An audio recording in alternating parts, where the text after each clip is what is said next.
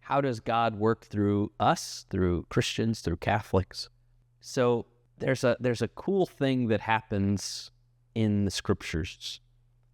When we look at the Gospel of Luke, we see the miracles and actions and martyrdom or death, crucifixion of Jesus. And then we see the Acts of the Apostles, where we see God present in the world through the church, through the apostles, through their preaching, through their miracles, through their actions. And so the Holy Spirit in the apostles makes God present.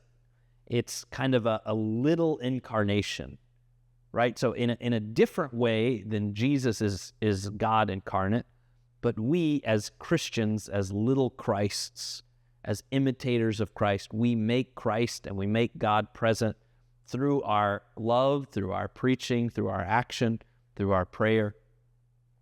And we see kind of a similar idea in John. So John 1 through 20, at the end of John 20, it says, well, if all of the things that Jesus has done had been written, the world itself could not contain the books. And then there's this other chapter, John 21. And in John 21, we kind of see the commissioning and sending off of Peter, where it says, tend my sheep, feed my lambs. And it also says, describing, this is to refer to the way that he himself would die. So we have this idea of the actions of Peter as well as the death of Peter. And so you have here this idea of, again, an apostle or of a specific person, Peter, who is living and making present the incarnate Christ, not because he is God, not because he is God incarnate, but rather because the Holy Spirit dwells in him and he moves with the actions and likeness and spirit of God.